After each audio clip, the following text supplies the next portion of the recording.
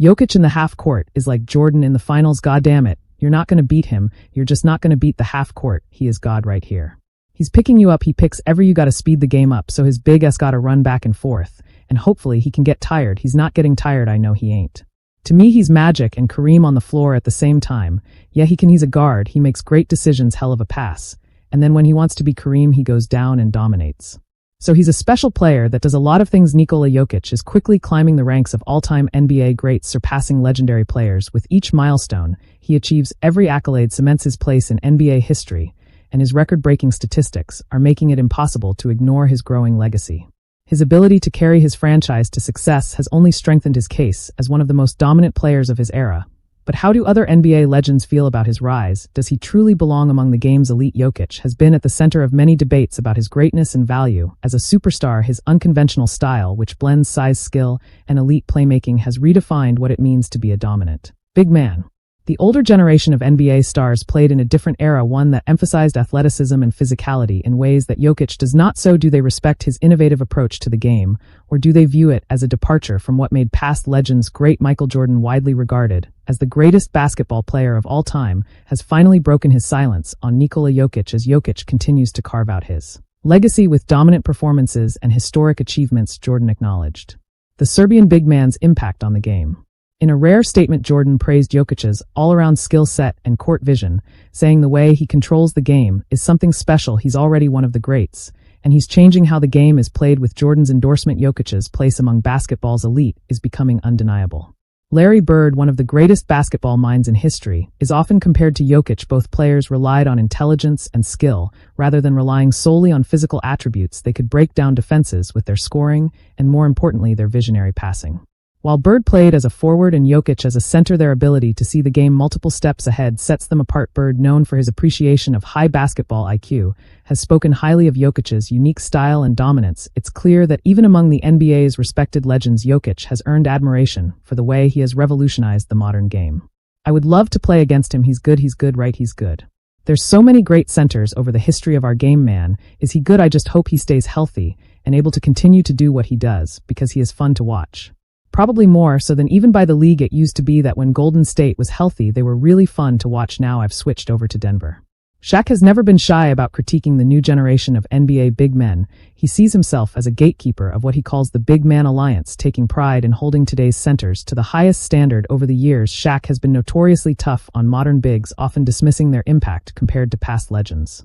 But when it comes to Nikola Jokic, even Shaq has to give credit where it's due. On the Dan Patrick Show, O'Neal openly admitted that Jokic is the best big man of this era, acknowledging his dominance and unique style of play. When I look at Joker and how he plays, this is why he's the best big man in the league. Shaq, he's playing the best of his career. I mean, that's saying a lot. The Joker is ballin'. Nothing but respect for him. I don't know if he got mad at me last year when I said that I think Shade deserved the MVP, but I actually hope he is mad because I love the way he's playing. He shoots the 3-yard, but he mixes it up.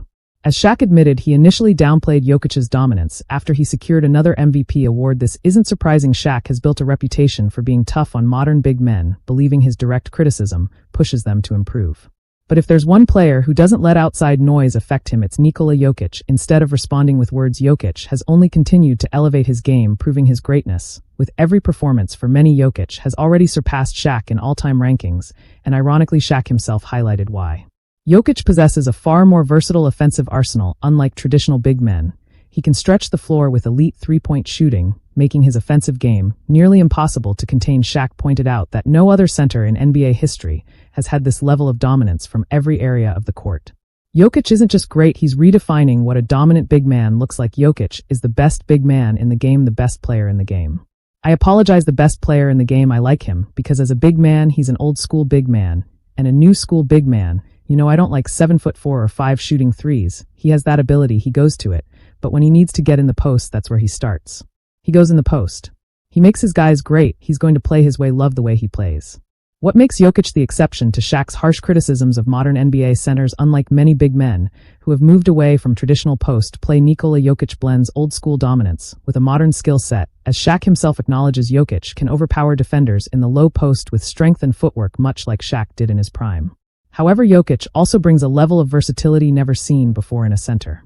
He can step outside and shoot threes like a shooting guard, act as a playmaking hub in the post like Arvydas Sabonis in the 90s, and orchestrate dribble handoffs and screens at the top of the key like Domantas Sabonis in today's NBA. This unmatched flexibility makes Jokic a player that both old school and modern fans can appreciate. Shaq's legacy as one of the greatest centers in NBA history was solidified when he was brought to Los Angeles, a move orchestrated by none other than Jerry West, the legendary executive and former player known as the Logo. During that same time, West also took a chance on a young high school prospect named Kobe Bryant, proving once again his unparalleled ability to evaluate talent. Given this track record, when Jerry West speaks on Nikola Jokic, it carries significant weight. West has first-hand experience with the greatest centers in history. He played with Wilt Chamberlain, battled against Bill Russell, coached Kareem Abdul-Jabbar, and built the Lakers dynasty around Shaquille O'Neal. He also managed the Showtime Lakers of the 80s, which revolved around Magic Johnson, the NBA's first truly dominant oversized playmaker. Having witnessed every evolution of basketball greatness, West's high praise for Jokic cements his place among the all-time elite.